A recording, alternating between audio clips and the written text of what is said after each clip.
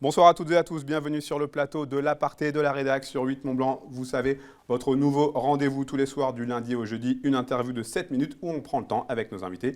Et ce soir, nous allons parler d'enfants avec vous, Coraline Dion. Bonsoir. Bonsoir. Merci d'être là avec nous. Vous êtes la fondatrice de l'association Avec eux. Tout est dans le nom de votre structure en fait. Exactement. Avec eux, préservons l'innocence des enfants.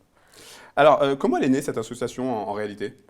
Elle est née il y a déjà un petit moment, il y a assez longtemps, de manière, on va dire, officieuse. Et puis, depuis 2 ans, elle s'est concrétisée de manière officielle. À l'époque, je partais en Afrique et j'organisais à chaque fois des petites collectes pour aller amener des fournitures scolaires dans les différents pays là-bas. De manière un peu utopique, je rêvais que justement, lorsque les personnes allaient également en Afrique voyager, amènent ces petites fournitures scolaires dans les associations que je soutenais en Afrique. De manière un peu utopique, parce que c'est vrai que quand les personnes partent, elles ne vont pas forcément dans ces associations-là. Mais bon, j'ai quand même déroulé ce petit projet de manière vraiment officieuse. Et Covid, comme beaucoup de personnes, j'ai dû revoir un petit peu ce programme au niveau de l'association. Et j'ai regardé ce qui se passait en France. Parce que vu que je ne pouvais pas partir en Afrique, j'ai regardé un petit peu ce qui se passait en France. Et à ce moment-là, j'ai découvert des associations exceptionnelles sur notre territoire et autour de nous. Et c'est comme ça que vraiment, officiellement, est née l'association Avec eux, de dire qu'autour de nous, il y a des associations et des initiatives locales juste extraordinaires en faveur de ces enfants et qu'aujourd'hui, justement, que je référence et que je soutiens pour que le plus grand public connaisse ces associations et ces initiatives autour d'eux. Très concrètement, comment il se passe ce travail de référencement ?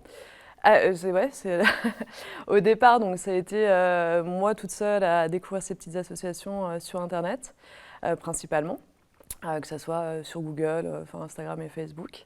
Et puis maintenant, ce qui est génial, c'est que des personnes qui connaissent de plus en plus donc, l'association me proposent ces associations locales qu'ils ont découvertes ou qui soutiennent déjà.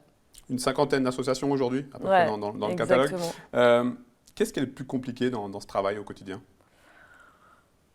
Je pense la solitude, c'est vrai d'être seule et j'ai 10 000 projets en fait. C'est, ma seule volonté, mon objectif aujourd'hui, c'est que toutes les personnes découvrent et voient en fait, se rendent compte qu'autour de nous, il y a des personnes extraordinaires qui œuvrent dans l'ombre en fait, parce que moi je soutiens des petites associations.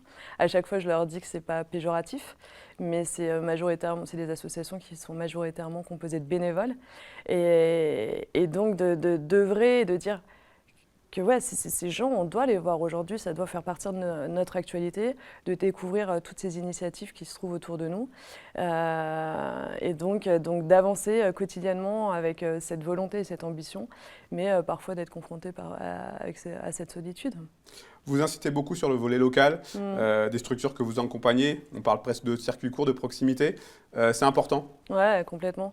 Et c'est rigolo parce que justement, maintenant, je m'en suis rendu compte notamment avec le Covid. Je compare mon association avec les supermarchés, les grands supermarchés, les petits commerçants. Oui, c'est important, évidemment, ouais.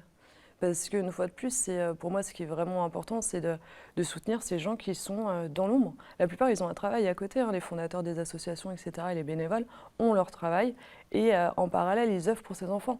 C'est hyper fort, en fait, de dire que ces gens, ils sont là. Et leur seule volonté, c'est que les enfants à l'hôpital ou les enfants déscolarisés ou défavorisés soient heureux. Et ces personnes, ce qu'elles font justement, c'est de préserver leur innocence. Et moi, ça me bouleverse et ça me touche. Ouais. Mais vous mettez aussi en lumière des associations d'autres régions ? Oui. Françaises ? Oui, françaises. Ouais, complètement. Ouais. Oui, c'est national. Vous avez le sentiment que c'est à cause d'un manque de visibilité que certaines associations caritatives galèrent, si vous me permettez cette expression ? Ouais, un manque de visibilité, un manque de moyens. C'est surtout ça.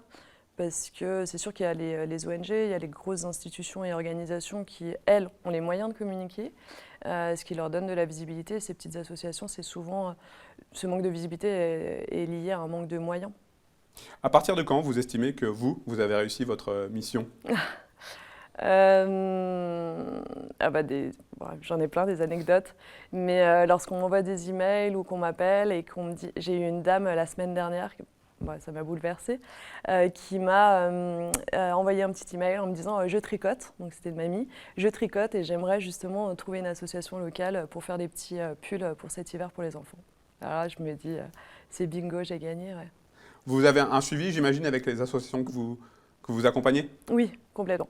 Donc ça se passe en plusieurs temps. Le premier, c'est lorsque je les découvre ou lorsqu'on me les propose. Ensuite, je les appelle. Alors là, c'est merveilleux parce que bon, je marche un peu sur des œufs, je me présente, je présente un petit peu le concept. Et là, généralement, ça dure 1 heure de temps. Elles ont tellement de choses à raconter. Et les fondateurs que j'ai au téléphone sont tellement heureux qu'on s'intéresse à eux et à leur association et à leur initiative. Donc après, c'est 1 heure de temps justement de présentation, de découvrir qui ils sont, pourquoi ils ont monté l'association, quelles sont les actions et quels sont leurs besoins. Et ensuite, ce que je leur dis, c'est un partenariat sur le long terme où s'ils ont de l'information ou des besoins de bénévoles ou des actions à mettre en avant, ils m'appellent ou ils me font un petit mail pour justement que moi derrière je puisse mettre en avant leur actualité. Humainement, ça doit être très très fort, j'imagine. Ah, ouais. Que ça soit avec les associations et puis les enfants qui sont accompagnés par ces associations. Ouais, exactement. Ouais, c'est hyper fort. Généralement, le premier contact au téléphone, il y a souvent des larmes. Il y a des larmes, il y a des rires. Parce qu'une fois de plus, c'est des personnes qui sont merveilleuses et elles œuvrent avec leur cœur, vraiment. Et c'est souvent des histoires personnelles. Les fondateurs sont souvent papa, maman ou proches d'enfants hospitalisés.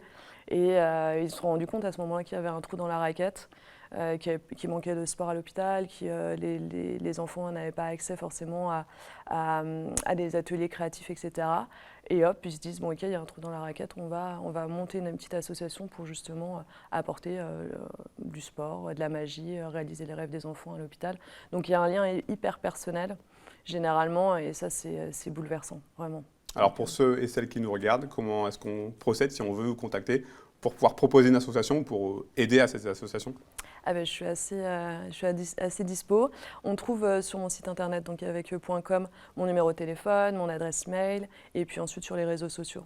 Et je suis à chaque fois hyper disponible pour toutes ces initiatives-là, ouais, forcément. Merci beaucoup, Coralie Jon. Merci infiniment, sincèrement, d'avoir accepté notre invitation. Et bravo pour ce que vous faites, en tout cas. Merci beaucoup.